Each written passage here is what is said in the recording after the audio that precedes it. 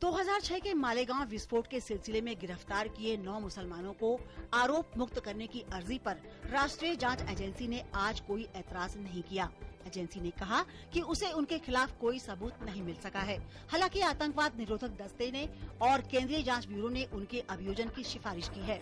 NIA ने विशेष अदालत में अपने जवाब में कहा कि आगे की जांच में उसके द्वारा एकत्र किए सबूत आतंकवाद निरोधक दस्ते और सीबीआई के सबूतों के अनुरूप नहीं हैं।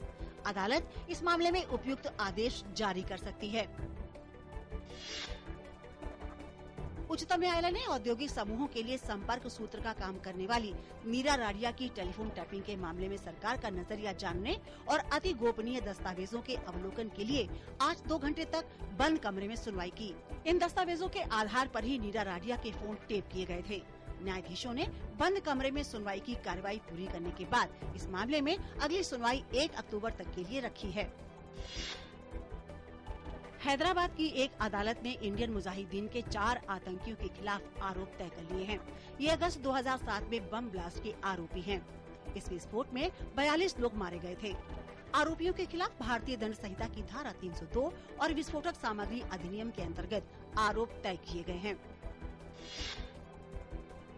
पश्चिम बंगाल के जलपाईगुड़ी जिले में एक बम को निष्क्रिय करने के दौरान विस्फोट हो जाने से बम निरोधी दस्ते के एक सदस्य की मौत हो गई। अलीपुरद्वार उप संभाग के चौपोटी में गुरुवार सुबह टाइमर लगा बम एक साइकिल में रखा पाया गया था और इस हमले में अब तक कोई गिरफ्तारी नहीं हुई है। दिल्ली में प्याज की कीमतों में हुई बेतहाशा बढ़ोतरी को देखते हुए दिल्ली उच्च न्यायालय ने केंद्र और राज्य सरकार से प्याज की कीमतों को कम करने के लिए कदम उठाने को कहा है, जिससे आम आदमी को परेशानी न उठानी पड़े। हाई कोर्ट ने ये आदेश एक जनहित याचिका की सुनवाई के दौरान दिया। तमिलनाडु की मुख्यमंत्री जयललिता ने प्रधानमंत्री से अपील की है कि वे श्रीलंका की हिरासत में 82 भारतीय मछुआरों की रिहाई के लिए खुद हस्तक्षेप करें और राजनयिक रास्ते से तुरंत कदम उठाएं।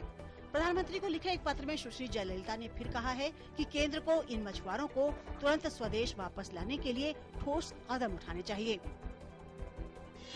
तमिलनाडु की मुख्यमंत्री जयललिता ने आज अपने खिलाफ चल रहे आय से अधिक संपत्ति के मामले में कर्नाटक सरकार द्वारा विशेष सरकारी वकील को हटाए जाने के फैसले को सर्वोच्च न्यायालय में चुनौती दी है।